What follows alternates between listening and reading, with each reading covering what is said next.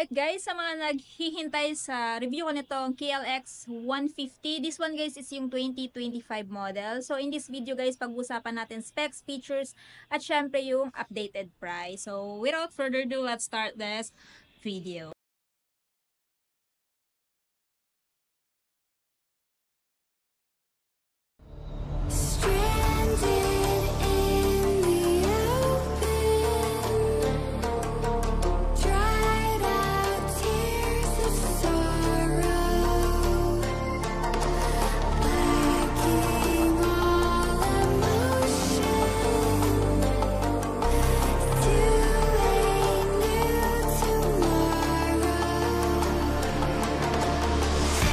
Kawasaki KLX 150. This one guys is yung 2025 model. So since marami nagre-request nito, eto na nga gagawin natin ng review at saka walkthrough.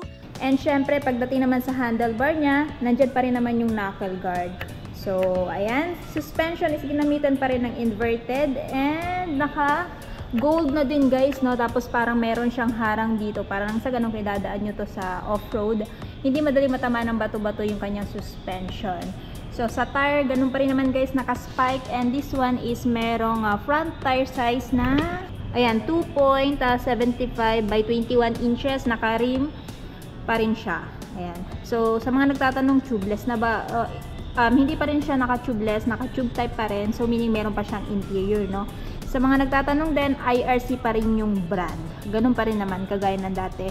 Tapos dito sa bandang gilid, nandito pa rin naman yung kanyang decals na black, yellow, green, KLX 150. And for me, mas nagustuhan ko yung kulay niya ngayon na gray since I'm a fan of gray. Tapos meron pa siyang match na glossy black and lime green. And nagpapadagdag sa forma at aesthetics ng motor na to. Tapos dito, meron siyang mataas na seat height at saka ground clearance. Mamaya uupuan natin kung abot ba ng height ninyo. So dito sa handlebar naman, at fully digital instrument panel na din siya, and sad to say hindi natin pwede mabuksan kasi na-activate lang nila to pag once na may nakabili na, no? So ganun pa rin naman, nandun yung kanyang speedometer, odometer, fuel gauge. Ayan, syempre yung mga indicators like turn signal. And of course, this one guys is, ayan, nandito pa rin yung kanyang choke. So check natin kung naka-carb pa rin ba to. Ayan, naka-carb pa rin po siya, kaya meron siyang choke, no? Tapos sa mga buttons and switches, meron siyang kill switch off, activated, electric start. And dito sa kabila, nandito yung kanyang high beam, low beam, turn signal light off, at saka yung kanyang horn. And then dito sa kanyang handlebar guys, since pang off-road siya na motor, naka-naked talaga yan, no? Sa grip naman, ganun pa rin naman, aggressive pa rin yung grip niya, texture, rough pa rin. So for me, advantage yan. So kapit na kapit dito yung palm nyo pag halimbawa mag-accelerate kayo dito sa motor na to. And of course, pagdating sa fuel tank guys, ayan, ito yung fuel tank niya, no? So ilalagay ko na lang sa screen yung kanyang fuel tank, magiging yung kanyang average fuel consumption. So sa texture, sa paint, naka-matte siya. So combination pala siya ng glossy and matte. And dito naman sa upuan, syempre, since pang off-road siya ng motor, hindi ka na makakaasa na, ayan, generous yung seat cushion niya. Pero for me, sa kanyang body build, sleek design, and yung sa kanyang cushion or cushion, tama lang. Ayan. Tapos dito naman, of course, nandito yung kanyang side fairings. And meron pa rin pala siyang decals dito guys. Ayan, na may X. O, diba?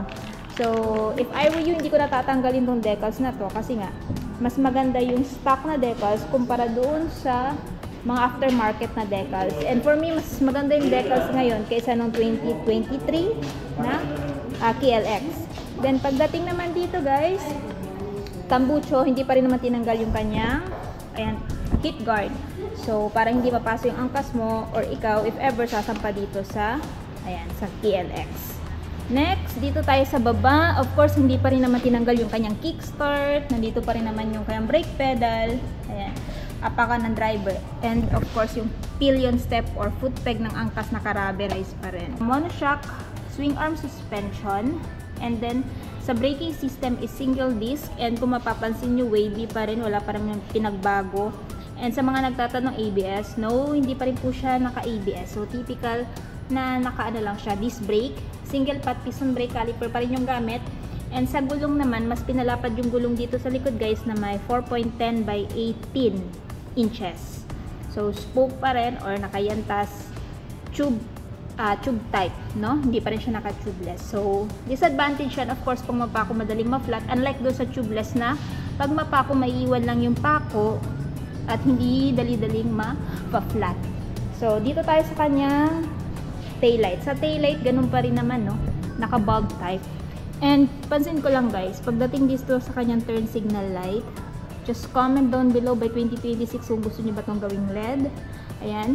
And sturdy pa rin naman, wala pa rin naman pinagbago. Yun nga lang, ingat lang tayo pag halimbawa sasampa dito kasi kahit na sturdy siya, may tendency na baka mabalik kung hindi tayo mag-iingat, no? Next, dito tayo, meron pa rin naman siyang plate light which is LED and naka-reflector pa rin siya for added visibility during your night ride. So, nandito pa rin naman yung kanyang chain cover. Still the same. Side stand, of course. And syempre, yung foot peg ng angkas, andito pa rin. Sa mga nagtatanong, pagdating sa transmission, meron siyang 5-speed manual constant mesh. Ayan. So, dito tayo sa kanyang braking system sa front. Single disc, dual pot pa rin. Wala pa rin pinagbago. As is pa lang din. So, ito yung 2025 model. And, ganun pa rin guys. Dito, meron pa rin siyang skid plate. Plastic or guard. Para pag idadaan nyo to sa off-road, since pang off-road na motor to, hindi madaling tumama yung mga bato-bato sa kanyang engine. No? So, yung horn niya pala is andito sa gilid. Ito yung kanyang horn. Ayan. So, may height tayo guys na 5'5". Check natin kung ako ng height natin kung si KLX. 150. So, kanina, pag sampa ko, bigla siyang bumaba. So, advantage yun guys. So, kung meron kayong height like mga 5'4", kaya nyo ba yung abulid kasi nga bumababa yung suspension niya pag nakasakay na kayo. So, 5'5", still nakatiptoe tayo. And since magaan lang naman mo siya, so kahit 5'3", 5'4", madali lang itong i-maneuver, no? So, ayan, ito yung itsura natin, naka-upright tayo. Tapos, abong ka rin naman ang... So, pagdating naman sa specs nitong si Kawasaki KLX 150, still powered by 144cc, 4-stroke air-cooled, single overhead cam at single cylinder. Ito ay may lakas na 11.53 horsepower at 8,000 RPM and max torque of 11.3 Nm at 6,500 RPM. Meron din itong timbang guys na 119 kg, kaya naman kahit lady rider ay kayang-kaya itong i-maneuver. So if ever interested kayo dito kay Kawasaki KLX 150, this one ay mayroong updated price na, ayan, spot cash is 150,590. Pero kung gusto nyo ng installment, down payment is 20,000, tapos yung monthly sa 3 years ay 6,503.